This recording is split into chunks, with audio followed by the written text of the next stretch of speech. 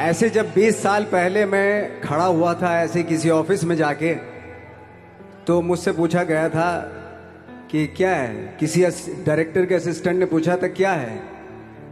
मैंने कहा एक्टर हैं। बोले दिखने से तो लगते नहीं हो एक्टर हो।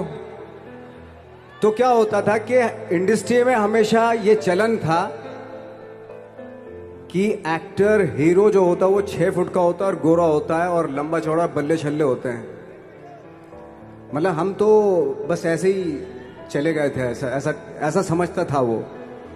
और शिप्रा, मैं ये आपको यकीन दिलाना चाहता हूं इस चीज का कि मेरे खुद के रिश्तेदारों ने भी, जब मैंने उनसे इच्छा जाहिर की कि मैं एक्टर बनना चाहता हूं, तो उन्होंने भी मुझे डीमोरलाइज किया कि पहले शक्ल तो देख ले अपनी, क्योंकि 5 फुट का छोटा पतला दुबला सा आदमी, काला कलूटा। मुझे खुद को पता नहीं था कि इंडस्ट्री में मेरा क्या हाल होगा, बट एक जिद थी, एक जिद थी। और हजारों लाखों, मतलब सालों साल से इंडस्ट्री में सिर्फ यही चलन था कि एक्टर तो, हीरो तो जो है ऐसा होता है। लेकिन इन सब ऑड सिचुएशंस के बावजूद भी गए। लेकिन एक चीज मेरे दिमाग में थी कि जो सब कर रहे हैं वो नहीं करना है, तो अलग क्या करूं, अलग क्या होना चाहिए। उसके लिए ट्रेनिंग की जरूरत थी, जो मैंने नेशनल स्कूल ऑफ ड्रामा में आके ट्रेनिंग ली। 3 साल मैंने एक्टिंग की पढ़ाई की वहां पे, और अपनी एक क्राफ्ट के बारे में समझा कि एक्चुअली इस पर्सनैलिटी में अगर मैं लोगों को इम्प्रेस करना चाहता हूं, उसके लिए एजुकेशन की बहुत ज़रूरत है। या जो भी आप काम कर रहे हो उसमें क्राफ्ट, उसका एक्सपर्ट होना बहुत ज़रूरी होता है। ऐसे ही हवा में नहीं कि जैसे पहले होता था, अरे यार तो बहुत खूबसूरत दिखता, फिल्मों में जाके काम करना शुरू कर दे, ऐसा नहीं। किसी चीज़ को बारीकी से जानना, उसके लिए ट्रेनिंग की, एक्सपर्ट्स की, एक्सपीरियंस की ज़रूरत होती है। तो मैंने ट्रेनिंग ली नेशनल स्कूल ऑफ ड्रामा से, और 2000 में मैं पहुंच गया मुंबई। मुंबई पहुंचने के बाद जब हम किसी ऑफिस में जाते थे, आई थिंक उससे पहले चलन नहीं था बिल्कुल भी। हम लोग गए, जैसे मैंने बताया कि ऑफिस में खड़े हो के, भाई हम एक्टर हैं, काम दोगे क्या। तो बोले पहले हुलिया तो देख अपना तू। तो ये हर बार सुनने के लिए मिलता था, और वो बात भी सही थी, क्योंकि उससे पहले कभी कोई आपने देखा नहीं होगा कोई इतना बड़ा, कोई इतनी सी पर्सनैलिटी का 5 फुट 6 इंच का आदमी, पतला दुबला सा मरियल सा, कि कभी ये इस तरह के लोग एक्टर भी बन सकते हैं, हीरो भी बन सकते हैं, स्टार भी बन सकते हैं। ऐसा चलन था ही नहीं। मैं कॉन्फिडेंट था बिकॉज ऑफ माई ट्रेनिंग। मैंने ट्रेनिंग ली थी और अपनी क्राफ्ट के बारे में बहुत अच्छे से जानता था मैं, और उस चीज का सिर्फ कॉन्फिडेंस था मुझे कि आज नहीं तो कल, कल नहीं तो परसों, या 10 साल या 20 साल या 30 साल, 30 साल के बाद नंबर जरूर आएगा मेरा। मैंने कभी भी अपने को टारगेट नहीं किया, टारगेट नहीं दिया मैंने कि अगर 2 साल ट्राई करके देखता हूं, उसमें अगर हो गया तो ठीक है, वरना कोई दूसरा फील्ड अपना लूंगा। ऐसा कभी नहीं। जिस चीज का पैशन होता है, जज्बा होता है, अगर आप दिल से चाह लो ना, तो पूरी दुनिया झुक जाती है उसके ऊपर। उसको पूरा करने के लिए पूरी कायनात एक हो जाती है कि इस आदमी की जिद के लिए, इस आदमी की जिद के आगे झुकना पड़ेगा, और पूरी दुनिया झुकती है आपकी जिद के आगे। लेकिन आपको जिद्दी होना पड़ता है, आपको बहुत सारे सेक्रीफाइस भी करने पड़ते हैं, क्योंकि ये आपने चाहा है। परीक्षा देनी पड़ती है आपको, जितना बड़ा इम्तिहान होगा उतनी बड़ी परीक्षा भी देनी पड़ेगी। आसान काम नहीं है। छोटे छोटे टारगेट बनाएंगे तो छोटों में निपटारा हो जाएगा। हमेशा अपने आप को टारगेट बढ़ा दो। तो उसके लिए हमेशा अपने आप को अनकंफर्ट जोन में डालो, कि जो इम्पॉसिबल है उसको पॉसिबल करने की शिद्दत, पैशन आपके अंदर होना चाहिए, वो हो जाता है। आज जो दुनिया में इतने सारे एक्सपेरिमेंट हुए हैं, ये सिर्फ इसी बिना पे हुए हैं, पागलपन के जरिए ही हुए हैं ये सारे एक्सपेरिमेंट। एक मैंने कहीं सुना था कि जब आप एक्सपेरिमेंट करते हैं तो फेलियर भी होते हैं, कई बार फेलियर होते हैं। कोई एक एक्सपेरिमेंट करने के लिए, कोई एक चीज करने के लिए बहुत बार हमने भी झेला है, बहुत बार फेलियर हुए हम लोग। लेकिन एटलीस्ट हमें इतने सारे फेलियर होने से इतने तरीके पता चले कि इन तरीकों से सक्सेस नहीं मिल सकती। फॉर एग्जाम्पल, एडिसन ने जब बल्ब का आविष्कार किया तो 100 बार एक्सपेरिमेंट किए अपनी जिंदगी में। 100 बार एक्सपेरिमेंट करने के बाद जब उसको पता चला कि अरे फॉर्मूला तो ये था बल्ब बनाने का, तो एटलीस्ट उसको ये, उसके साथ साथ उसको ये भी पता चला कि 100 जो तरीके हैं, 100 तरीकों से बल्ब नहीं बनता। ये भी पता चला उन फेलियर्स में उसको।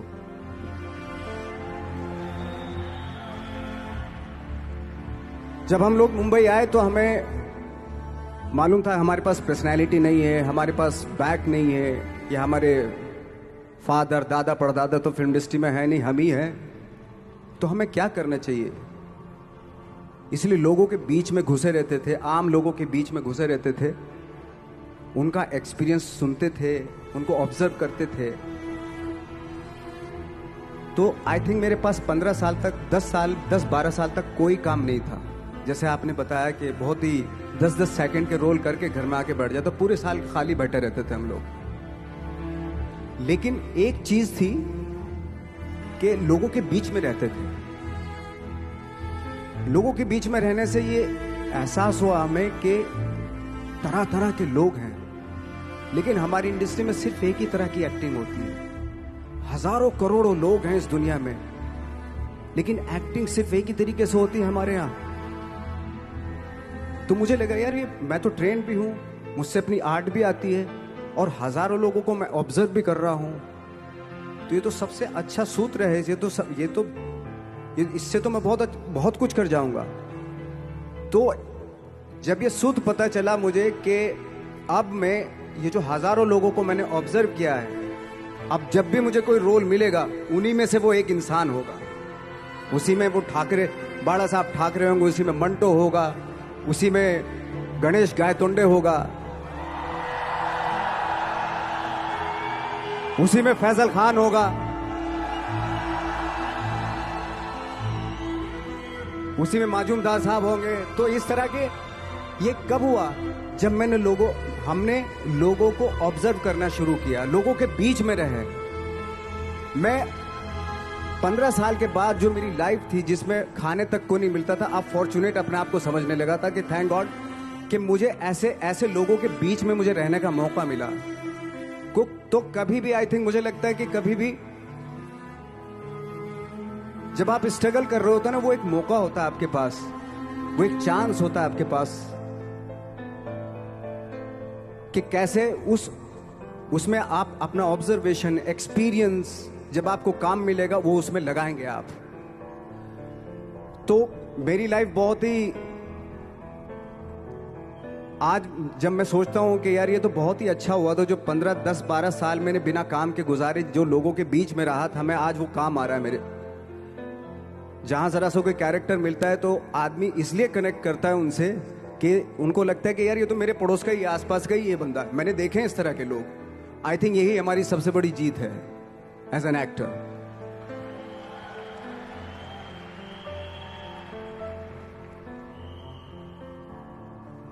ऑफ कोर्स स्ट्रगल में बहुत सारी चीजें सेक्रीफाइस करनी पड़ती हैं, क्योंकि खुजली आपको हुई है, आप ही को मिटानी पड़ेगी।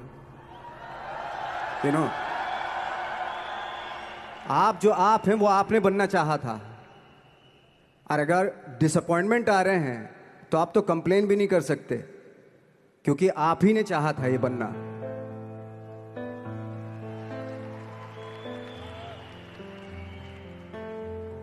तो बस यही था कि 10-12 साल तक मैंने सोचा था, 10-12 साल जब स्ट्रगल हो गए तो मेरे बहुत ज़्यादा वो भी हुआ कि यार छोड़ के चले जाते हैं, कुछ काम मिल नहीं रहा, क्या हो रहा है कुछ पता नहीं, आई डोंट नो मिल पाएगा या नहीं मिल पाएगा।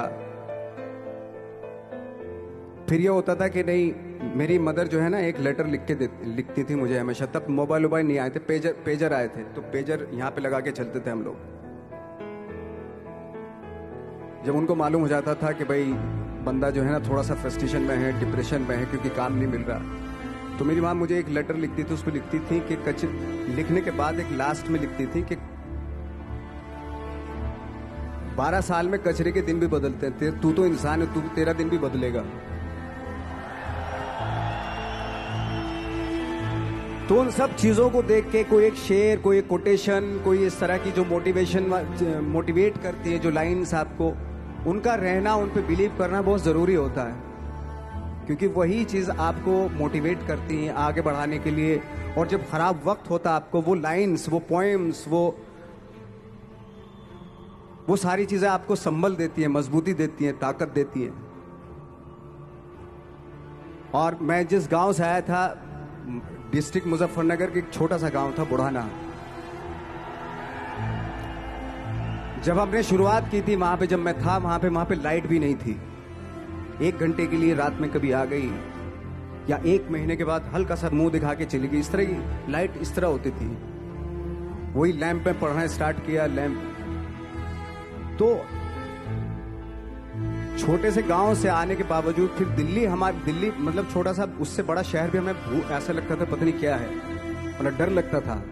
मैं जब मुंबई में आया था तो मैं 15 दिन तो घर से बाहर ही नहीं निकला था, क्योंकि इतनी स्पीड देख रहा था मैं कि इतनी स्पीड में तो हम चल ही नहीं पाएंगे, इस शहर के साथ शायद हम कनेक्ट नहीं कर पाएंगे बिल्कुल भी। तो इस तरह के डर थे।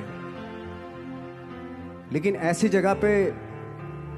जगह पे आ गए थे कि अब जाना भी मुश्किल था। तो मतलब वापस नहीं जा सकते थे। वापस इसलिए नहीं जा सकते थे कि बहुत सारे डर थे। वापस अगर चले गए तो थिएटर के जो मेरे दोस्त थे वो बोलते, क्यों भाई वापस आ गए तुम भी, जैसे बहुत सारे लोग वापस आ रहे थे तुम भी वापस आ गए, चलो लग जाओ ठीक है। गांव में इसलिए नहीं जाता था अपने कि जो पहले ही बोलते थे वो लोग कि शक्ल तो देख ले, फिर हार के उनके सामने चला गया तो क्या बोलेंगे वो तो वही बोलेंगे कि हमने तो पहले मना किया था कि मत जाओ, क्या सूरज शक्ल थोड़ा ही थी तुम्हारी स्टार बनने की, एक्टर बनने की। तो ये बहुत सारे डर थे जिसकी वजह से मैं अपने ना तो गांव जाता था, ना जहां से ट्रेनिंग ली थी दिल्ली से, ना वहां जाता था। मैंने जो भी है मरना जीना मुंबई में ही होगा। रही बात सक्सेस की, सक्सेस अगर 30 साल बाद भी मिलेगी उसके लिए भी मतलब तैयार रहना चाहिए। सक्सेस की कोई डेट नहीं होती, कोई तारीख नहीं होती, कोई टारगेट नहीं होता कि इतने ही दिनों में मिल जाएगी।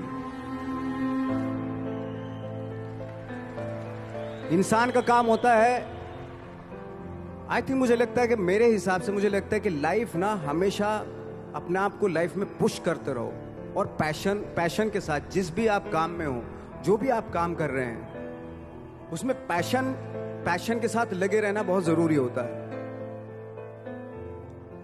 क्योंकि पैशन से क्या होता है, जिस भी आप फील्ड में होते हैं उसकी डिटेलिंग्स मिलनी शुरू होती है। जैसे जब आप समंदर में देखते हैं, समंदर की जब गोता मारते हैं, नीचे जाते हैं तो आपको एक धीरे धीरे बहुत कुछ दिखाई देना शुरू। ऐसी आपका भी फील्ड है, कोई भी हर फील्ड ऐसा ही होता है, उसमें असीम संभावनाएं होती हैं, इतनी पॉसिबिलिटीज होती है कि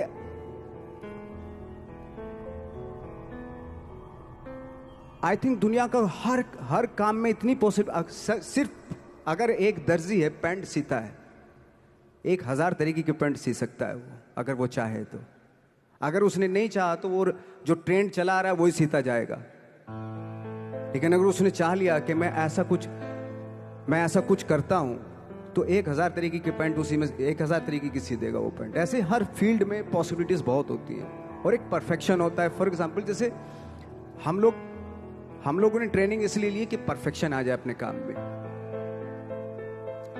जैसे एक मैंने एग्जाम्पल सुना था कि ये छोटी छोटी चीजें जो मैं बता रहा हूं, ये चूंकि मैंने बचपन में सुनी थी, उन पे उन्हीं को अपनी लाइफ बना के आगे बढ़ा तो आज यहाँ पे हूँ। इसलिए वो छोटी छोटी चीजें बहुत काम आती हैं, उनको सुनना बहुत जरूरी होता है इंसान के लिए।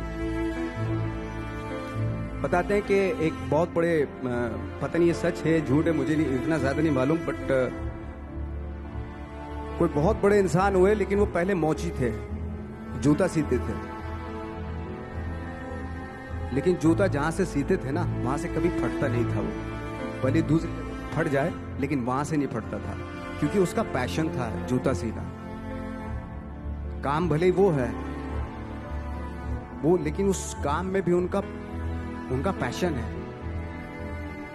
तो इसी वजह से वो इतने पॉपुलर होते चले गए कि यार जूता फट गया लेकिन सिलवाना वहीं जाके, क्योंकि वहां अगर उन्होंने सी दिया वहां पे, जिंदगी भर वहां से जूता नहीं फटेगा। तो छोटी छोटी चीजों में